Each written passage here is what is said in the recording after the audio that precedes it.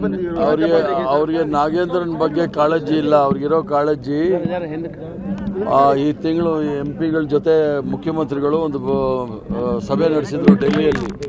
ಅಲ್ಲಿ ಸಭೆ ನಡೆಸಿ ಕರ್ನಾಟಕ ರಾಜ್ಯದಲ್ಲಿ ಬರಪೀಡಿತ ಪ್ರದೇಶ 18 ಜಿಲ್ಲೆಗಳಲ್ಲಿ ಬಹಳ ಗಂಭೀರವಾದ ಪರಿಸ್ಥಿತಿ ಇದೆ. ಅದಕ್ಕೆ ಏನಾದರೂ ಪರಿಹಾರ ಸಿಗಬೇಕು, 10,000 ಕೋಟಿ ಕೊಡಬೇಕು ಅಂತೇಳಿ ಒಂದು ಬೇಡಿಕೆಯನ್ನು ಇಟ್ಟಿದ್ರು. ಅದರ ಜೊತೆಗೆ ಒಂದು ತನಿಖಾ ತಂಡವನ್ನು ಕಳಿಸ್ಬೇಕು ಅಂತೇಳಿ ಕೂಡ ಮನವಿ ಮಾಡಿದರು.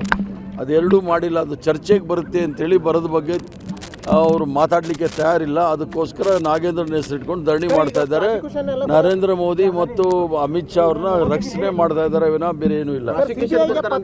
ಸಿಬಿಐ ಅವರು ರಾಜ್ಯಪಾಲರಿಗೆ ಪತ್ರ ಬರೆದಿದ್ದಾರೆ ಸರ್, ಪ್ರಾಸಿಕ್ಯೂಷನ್ಗೋಸ್ಕರ. ಮಾಡಲಿ, ಪ್ರಾಸಿಕ್ಯೂಷನ್ ಮಾಡಿದ್ಮೇಲೆ ತಾನೇ ಗೊತ್ತಾಗೋದಿಲ್ಲ.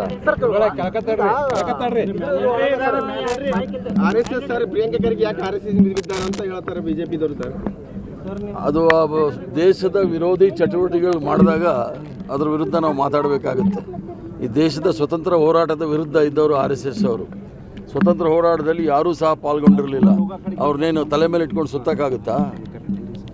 ಸ್ವತಂತ್ರ ಹೋರಾಟದ ಆಶಯಗಳೇನಿತ್ತು ಅದನ್ನು ಬುಡಮೇಲು ಮಾಡೋಕ್ಕೆ ಪ್ರಯತ್ನ ಮಾಡ್ತಾ ಇದ್ದಾರೆ. ಸಂವಿಧಾನ ವಿರೋಧಿಗಳು, ರಾಷ್ಟ್ರಗೀತೆ ವಿರೋಧಿಗಳು, ರಾಷ್ಟ್ರಗಾನ ವಿರೋಧಿಗಳು, ತ್ರಿವರ್ಣ ಧ್ವಜದ ವಿರೋಧಿಗಳು.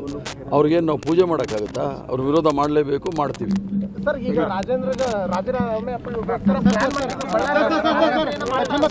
ಸರ್ ಈಗ ಬಳ್ಳಾರಿ ಪಾದಯಾತ್ರೆ ಮಾಡ್ಬೇಕಂತ ಅವ್ರ ಜೊತೆಗೆ ಬಂದರು ಸರ್. ಬಳ್ಳಾರಿ ಪಾದಯಾತ್ರೆ ಮಾಡ್ಬೇಕಂತ ಹೊರಟಿದ್ರು. ಅದು ಯಾಕೆ ಸರ್ ವಿರೋಧನೆ ಅವರಲ್ಲೇ ವಿರೋಧ ವ್ಯಕ್ತ ಆಗ್ತಿದೆ? ಮಾಡಲಿ, ಅವ್ರು ಮಾಡಲಿ, ತೊಂದರೆ ಇಲ್ಲ.